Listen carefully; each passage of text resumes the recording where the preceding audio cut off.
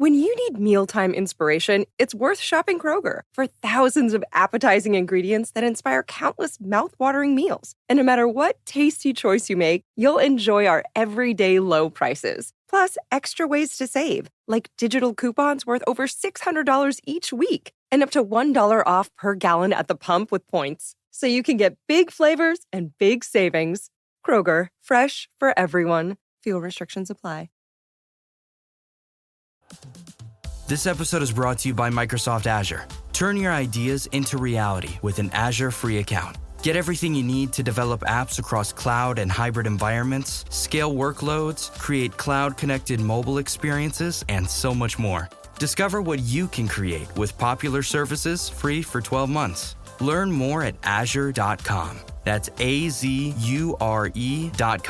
And sign up for a free account to start building in the cloud today. Thanks for choosing this free Anfield Index podcast. If you'd prefer to listen to this or any of our other shows without adverts, then now's the time to check out Anfield Index Pro. With AI Pro, you can supercharge your entire listening experience. You'll not only get all of our podcasts without the ads, but you'll have them far faster with our Quick Publish feature available exclusively for subscribers. AI Pro also puts you in the heart of our sound studio, with an option to listen to many of our shows live and interact with the podcasters in real time as the shows are recording. Upgrading couldn't be easier. AI Pro is available on all popular podcast platforms. Just head on over to AnfieldIndexPro.com and get started today. Hello and welcome to Daily Red, your lunchtime catch-up on all things Liverpool FC on a Friday afternoon during an international break where fuck all is happening.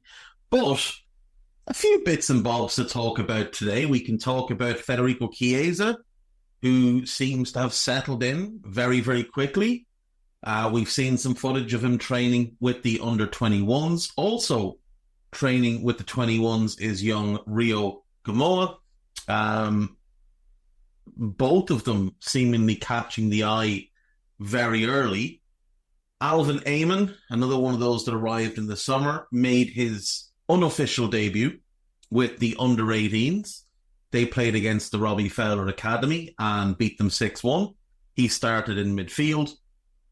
I think when we signed him, there was some confusion over what his position was because he played a fair bit at centre-back for Wolves, but Wolves fans that were talking about his departure and were quite annoyed by his departure were pointing out that he is actually a natural defensive midfielder. That's the position they feel he will flourish in. And it looks like that's the view Liverpool have taken as well. Wolves fans as well. I was talking to a couple the other day and they're livid with Liverpool because they say that for the last 2 summers, we've basically gone in and taken the best young players from their academy. So in 2023, we signed Harvey Owen, who was 14 at the time. I think he's a centre-back. And they say that that kid was like first team by 17, 18 at the latest. And that Alvin Ayman is kind of similar in terms of talent. Now, that's the Wolves' first team, of course, not our first team. But, you know, they had very high hopes for him. I think we paid $800,000 for Harvey Owen last summer. Remains to be seen what we'll finally pay for Ayman. I think 1.5 million is the max if the add-ons and stuff kick in. But look, if he plays even a small role in the first team, that money will be repaid and we will make that back if we decide at some point to move him on. So it's a really good approach. Like I said yesterday, to go out, work around the rules where you can't bring players in from abroad anymore because of Brexit. Focus on players who have very high ceilings and are either at clubs that are, with respect, of course, a tier down from us, like West Ham with Nallo, Leicester with Nyoni, Wolves with both Owen and Ayman, or a club like Chelsea where there's just such a ridiculous amount of players that some of them don't feel they're getting the type of individual development coaching that they need, that they don't see a pathway to the first team, and just go and pick those players off. And you do it at such an affordable price. I mean, those 5 over the last 2 summers, you're probably talking about, once the Rio thing goes through the tribunal, you're probably talking about 6.5 million that we'll pay in total. It's ridiculously cheap. Like, what could you get on the market for 6.5 million these days? You go and buy a senior footballer for 6.5 million, there's little to no chance they're playing for our first team. Little to no chance. But yet, you go and buy 5 academy players, and chances are 1, maybe 2, possibly even 3 will make it to the first team level for us. Now, people will say, we signed Andy Robertson for 8 million. That was 7 years ago. Things have changed quite drastically. People have cottoned on to Michael Edwards. So it's a little bit harder for us to do deals now. But it's just a really good approach for us, and it's a really promising thing for the long term. And it's good to see, these youngsters coming in. Obviously, Rio's been fast-tracked straight into the 21s, but there is some suggestion that he might play in the next 18s game, because the 21s aren't scheduled to play, I think, for a couple of weeks. That'll be interesting to see. I think there'll probably be, I assume it'll be on LFC TV, there will probably be a fairly high viewership for that game. Considering there's obviously no first team games at the moment, with this international nonsense going on, there's no 21s games for whatever reason. I think a lot of people will just tune in to watch that under 18s game, and also to get an eye on Rio and on Eamon and see how they to see talented young players coming into the squad. So Saturday the 14th is actually the next game. So it actually is when the Premier League comes back. But the 21s don't play again until the 22nd, which is a Sunday. So I would guess there'll be, if it's on LFC TV, which I assume it will be, there'll be very high viewership for the under 18s game. Conor Bradley was described as the driving force for Northern Ireland in his most recent outing, and Ben Doak made his senior debut for Scotland. Doak obviously going to spend this season out on loan, and we'll see how his development goes from there. Bradley continues to impress for Northern Ireland. They're not obviously a country blessed with a huge amount of talent. So when they get one like Bradley in, it's a big deal. And he was outstanding, apparently, in their 2-0 win over Luxembourg. Played all 90 minutes as a right wing back, had more touches than any other player with 61. 13 duels, won 8 of them. He had 3 shots at goal and had 6 defensive actions. Let's see if they say what Doak did.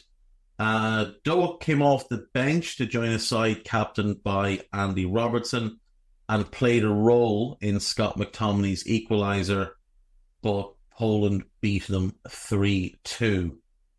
Diogo Jota only played 2 minutes in Portugal's win over Croatia. Well, of course, because Cristiano insists that he plays the majority of minutes despite being detrimental to the team, and I don't care that he scored a tap-in. Jota would have scored that and offered a lot more. Alexis McAllister scored for Argentina in their game against Chile, but then was forced off with an injury concern. Now, he was not meant to play in that game.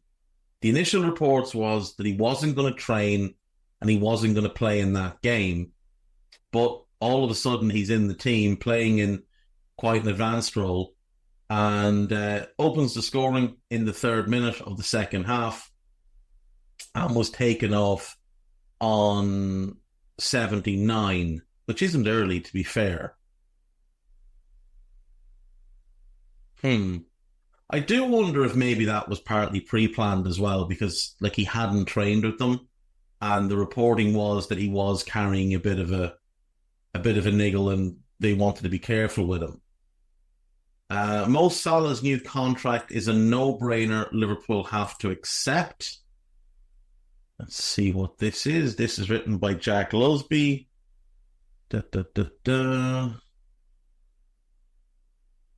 Yeah, I mean, look, without getting too into the weeds on this piece, it's just an absolute statement of fact that it is a no-brainer to give the guy whatever contract he wants, because he's one of our best players, and he's one of the best players in the world, and he's playing brilliantly. So there's no reason to think it's going to fall off a cliff. Supercomputer predicts Liverpool's Champions League outcome with huge knockout tie versus Arsenal. Okay, we'll come back to that. Piece about McAllister, piece about Szoboszlai and his dad revealing he turned down a Premier League transfer before joining Liverpool. Haven't read that. I'm going to guess Newcastle. Jamie Carragher says Liverpool may want Arne Slot to put a lid on it after Man United admission. No, I don't think they will. Mohamed Salah's daughter may have final say on his Liverpool future. It seems clickbaity. It seems a bit clickbaity, so I'm not gonna buy into it. Jamie Carragher and Gary Neville clash over Arne Slot during fiery Eric Ten Hag debate. I mean, it's a strange thing. Carragher was right in what he said and how he spoke about how the United board bottled the decision with Ten Hag. Neville was also right in pointing out that Liverpool had a lot more time to shop for a manager because they knew Klopp was leaving. But the United board surely had made a decision quite early last season on Ten Hag, because last season was a disgrace from beginning to end. I know they won the FA Cup, but like, it's lipstick on a pig, really, isn't it? They were a mess all season long. So surely they had time. Surely when Dan Ashworth walked in, if he's the great director of football that people make him out to be, he would have had a prepared list of managerial targets. This should be one of his jobs, is to always be prepared if a situation arrives where you have a managerial opening. Because your manager could resign, you might have to fire him. You should always have a prepared list. And if he doesn't, then what is he doing with himself?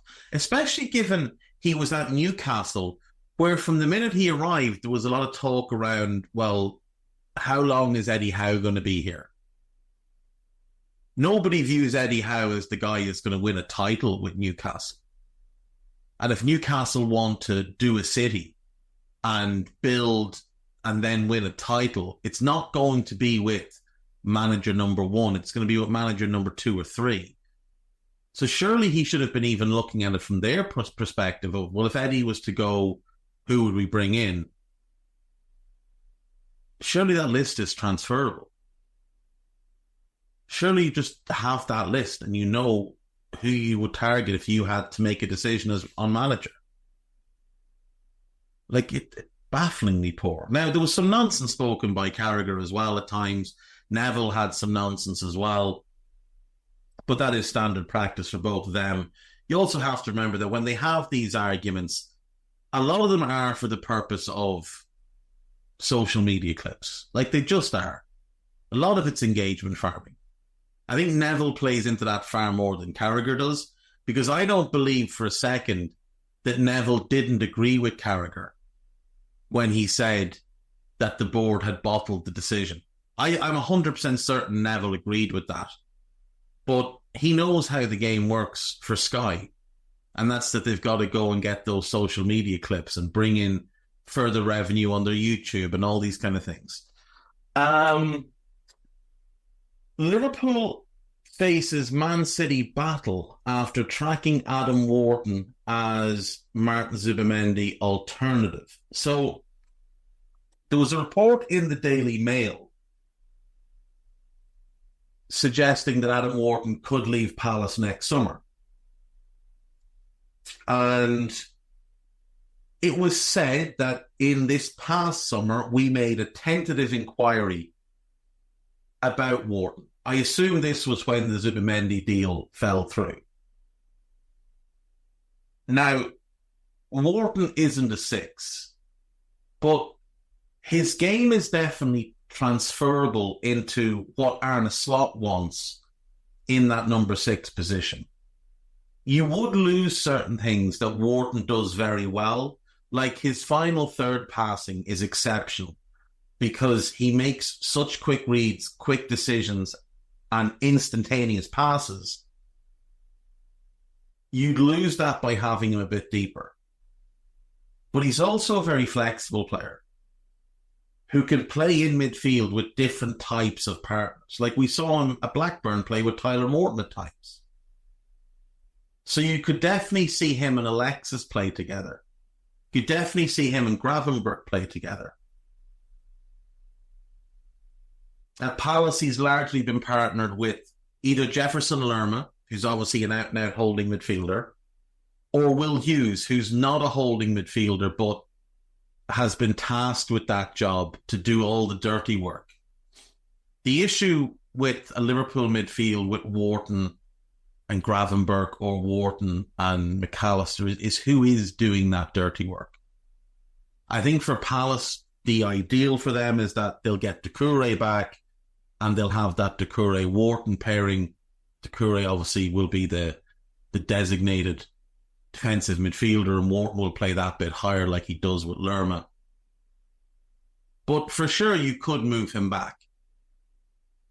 The player he reminds me of most is Michael Carrick, who underwent a similar transition in his career.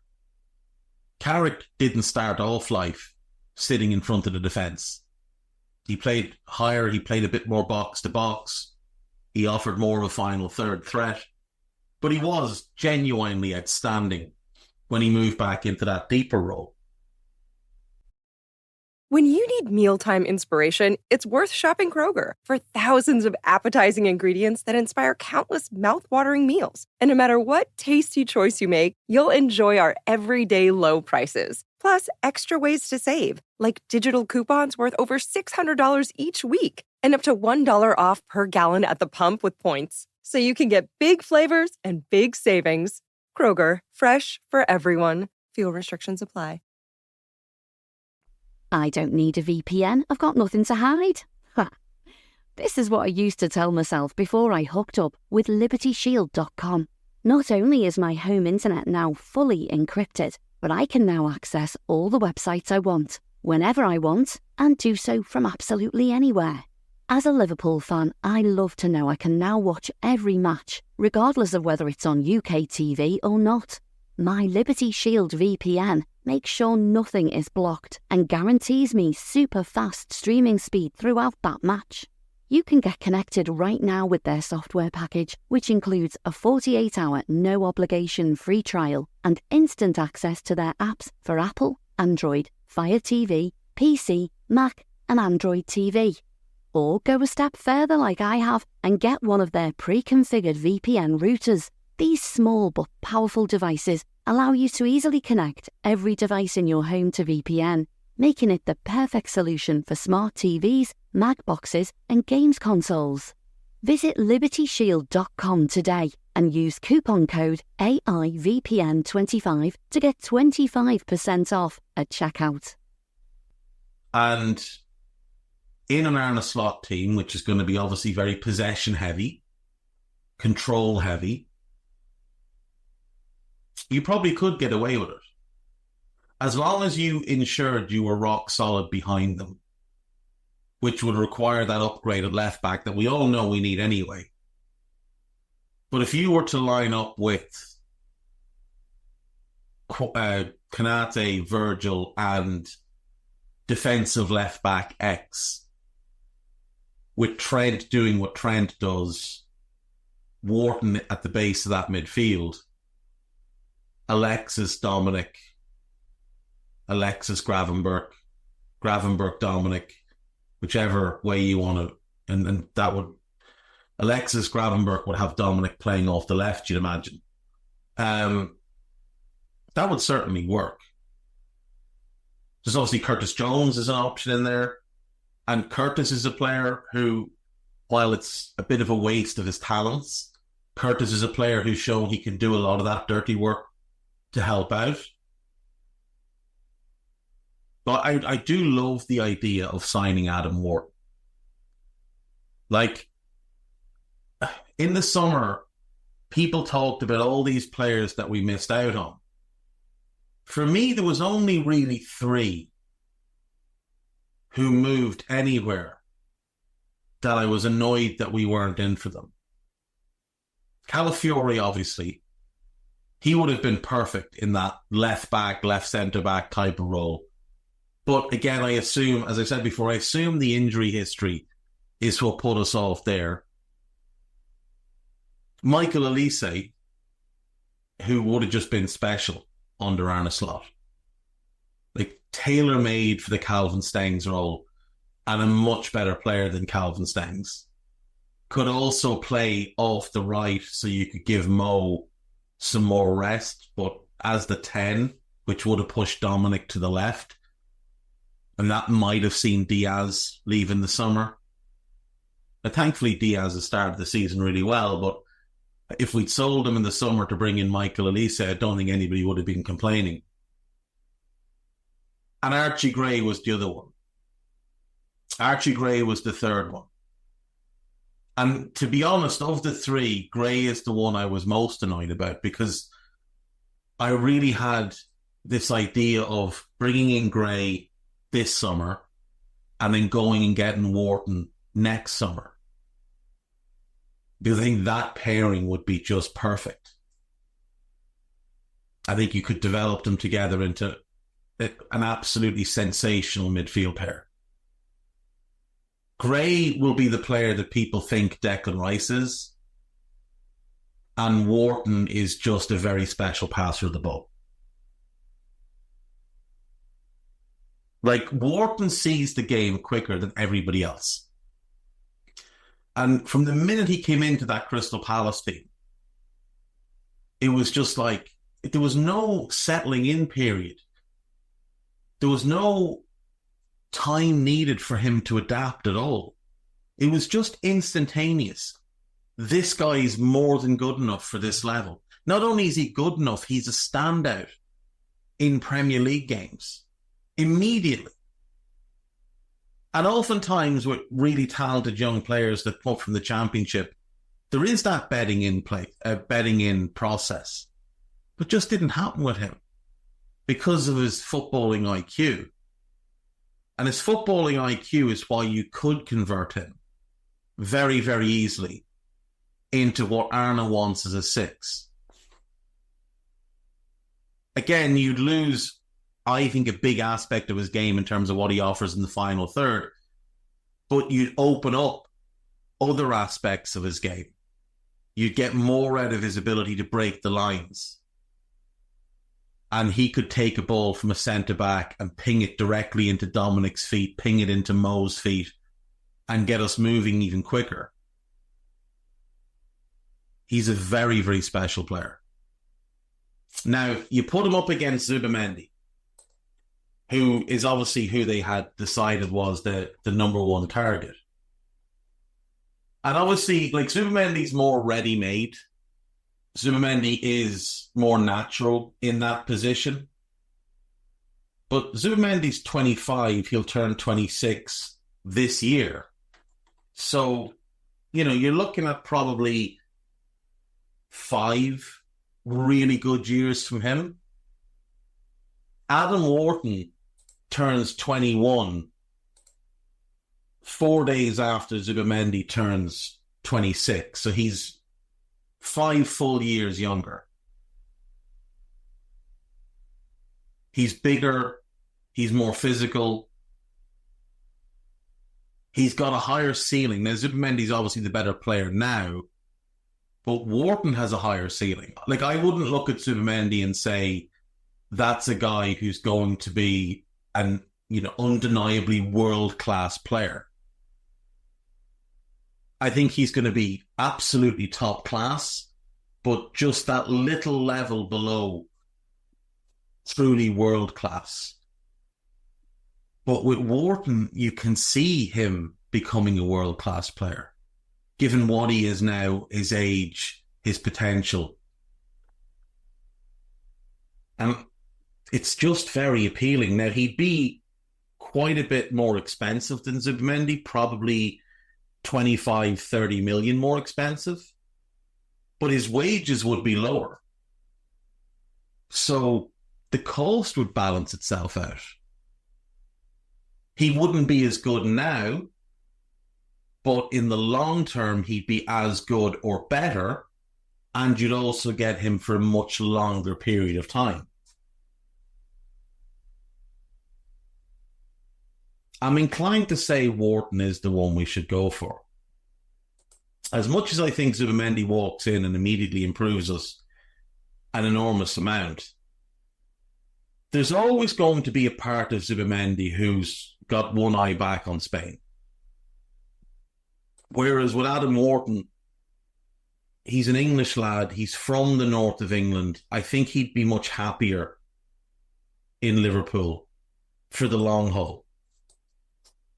Like, he's from Blackburn, which means he grew up in a town where Kenny Dalglish is idolised. There's probably a hint of at least Liverpool admiration. I mean, it's an hour and 11 minutes from Blackburn to Liverpool. He could live at home with his family and friends. He could live at home with his family and friends. A lot of our players live in Manchester. He could live at home with his family and friends. Now, I'm not sure on his views on mountains. Don't know if that's important to Adam Wharton. But at that age, with that level of talent, I know the price is going to be extortionate. Like, it's probably going to be 80, 85. But for a 21-year-old, as he'll be next summer, with that level already and that type of potential, like, that's not a deal you can just pass up. There will obviously be other clubs interested. And City are the one people are saying will be interested. But I think we can sell ourselves to him. I really do. I think we can sell him on the fact that there's a lot more certainty around our club. I think we can sell him on the fact that Arne Slot is going to be your manager for the next X number of years. Whereas there's a real strong chance Pep is not at City in 12 months. That this is his last season. Now, there's a lot of talk that Arteta is top of the City list to come in and replace Pep, which makes sense. Obviously, he was there before. Would be hilarious if he walked out on Arsenal to go to City after how much they've fluffed him, despite the fact he's won nothing of note since that first 6 months he was in charge. That he spent 700 million since winning that FA Cup with Unai Emery's team and won nothing with his own team. And yet they try and hold him up as the best manager in the league after Pep.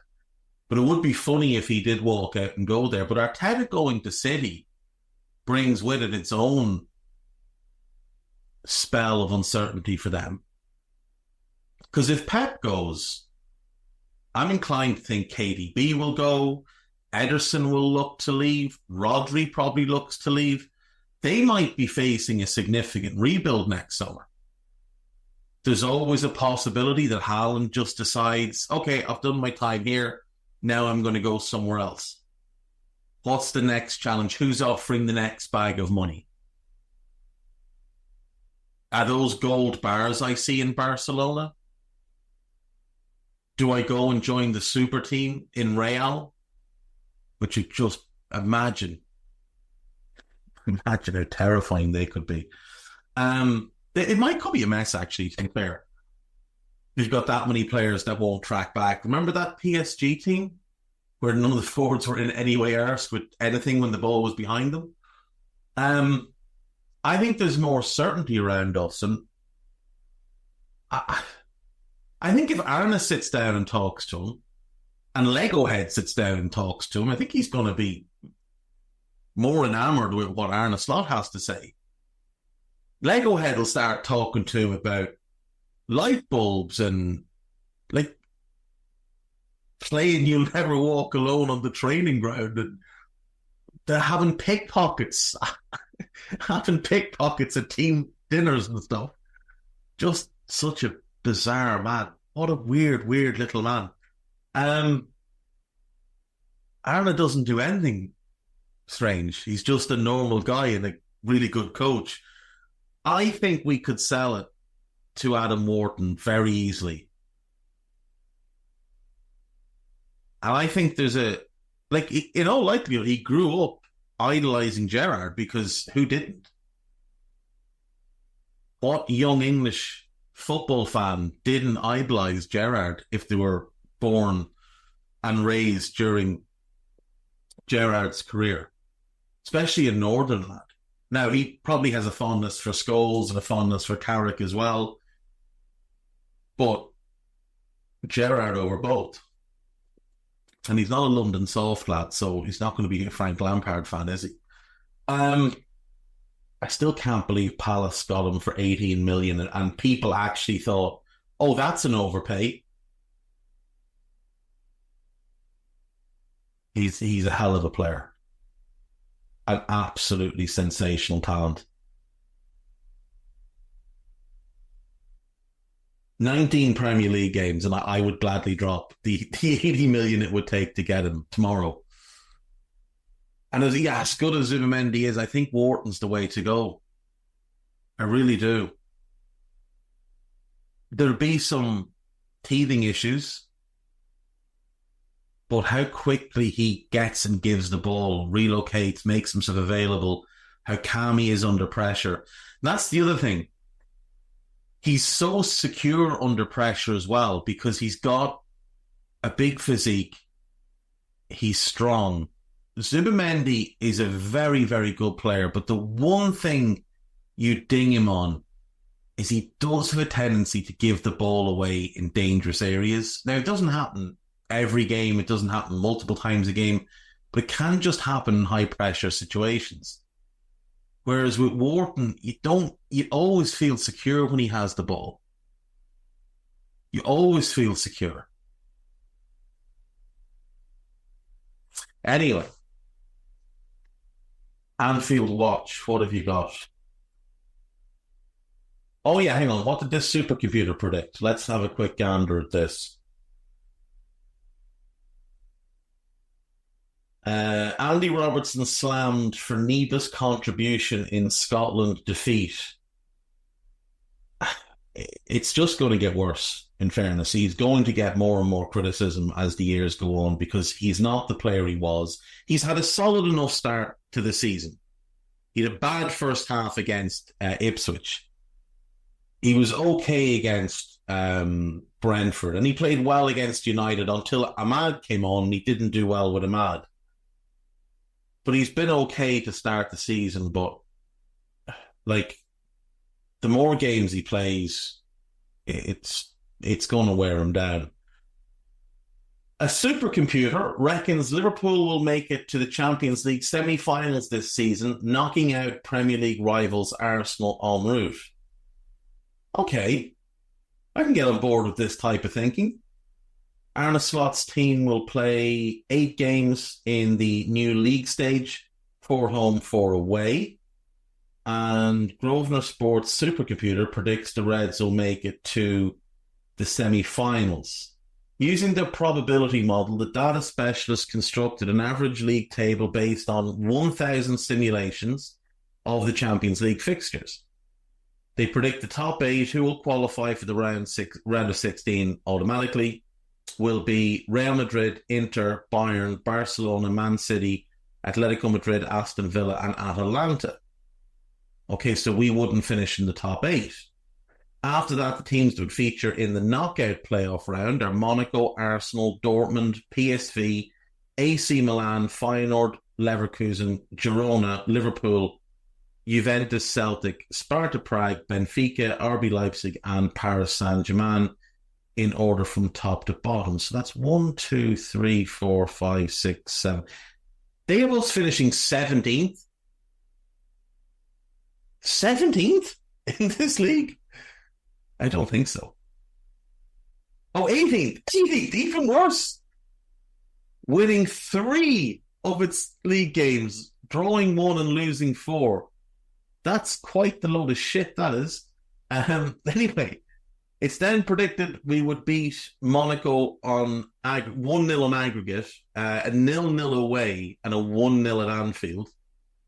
Okay, then we would face Atalanta, a 1-1 draw in Bergamo, a 0-0 at Anfield, and Liverpool going through on penalties. And then we would play Arsenal, a 2-2 draw in North London, and a 2-0 Liverpool win at Anfield. And then we would lose to Real Madrid.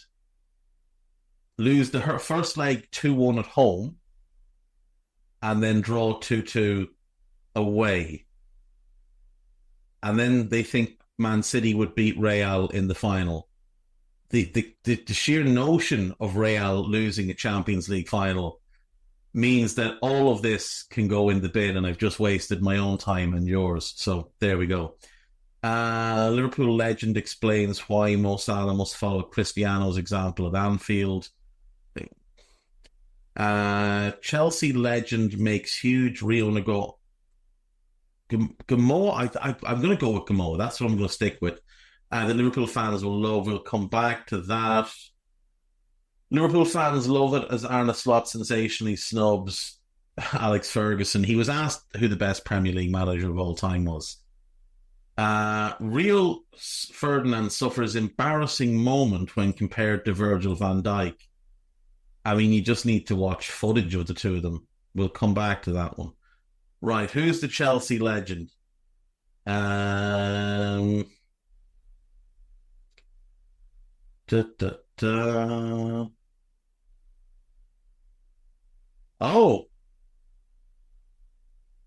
John Terry.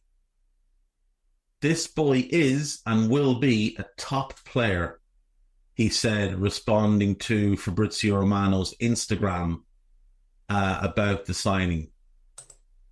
Interesting. Terry has worked in the Chelsea academy, so he'll know him. Anyway, Rio Ferdinand suffers embarrassing moment. Let's see. It's fair to say Liverpool fans have never been massive supporters of Rio Ferdinand. During the golden period at United, Ferdinand won 10 major trophies, yada, yada, yada. Many people consider him to be one of the best centre-backs, Premier League centre-backs of all time. Those people are fools. He is the 4th best Man United centre-back of the Premier League era after Stam, Vidic and Pallister. Anyway, Van Dijk, of course, is part of that conversation. He was asked whether he thought Virgil was better than him. Jaap Stam has said that Virgil is the best centre-back of all time.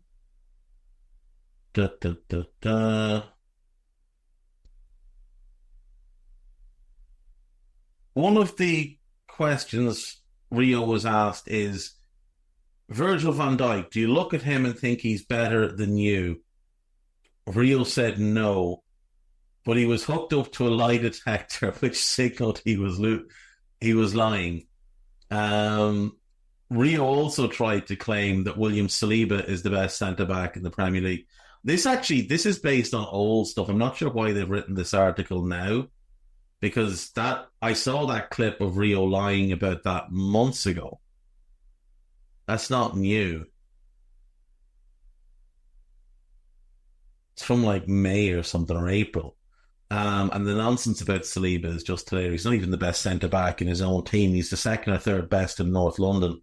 He is the most... do you know what? William Saliba is the Rio Ferdinand of the modern day. He looks the part. Aesthetically, he's what you think a centre-back should be.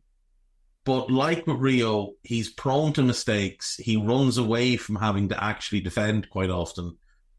But he does certain things really well, and people just think, oh, well, he must be a great defender.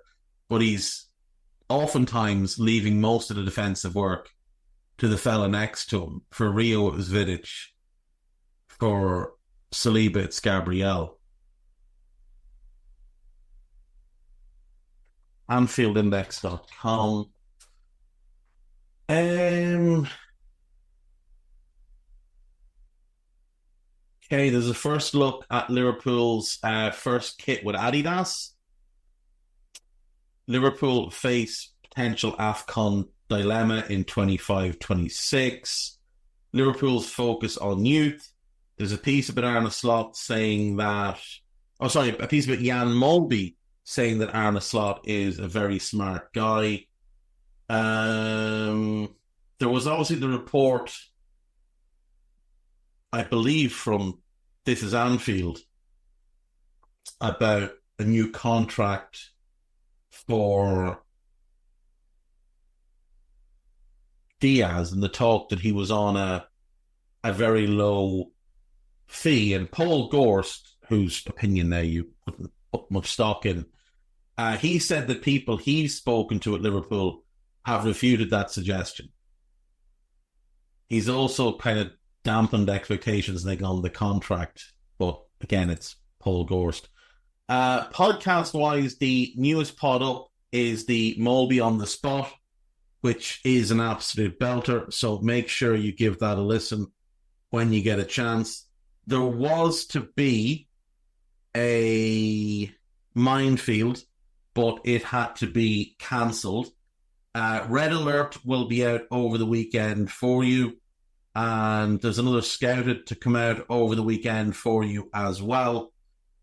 There is the latest transfer show, the last Scouted we did, and we are recording a Buzz tomorrow, so that'll be out as well. Right, that'll do me. I'll be off the weekend as always, but Dave Davis will be here Saturday and Sunday, so he'll keep you updated. I'll see you Monday. Bye-bye. We hope you enjoyed listening to this Anfield Index show. Please be sure to subscribe to our channel so future podcasts find their way to your device automatically.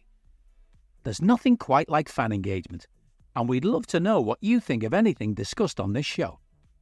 The best way to get in touch is over on our free Discord community, where both podcasters and listeners debate the hottest LFC topics 24/7. Sign up free now at AnfieldIndex.com/Discord. You won't regret it. You can also follow us on Twitter at Anfield Index and find us on Facebook by searching for Anfield Index.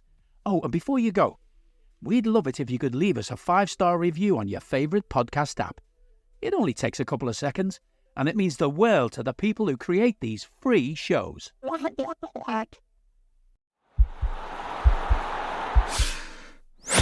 This podcast is part of the Sports Social Podcast Network.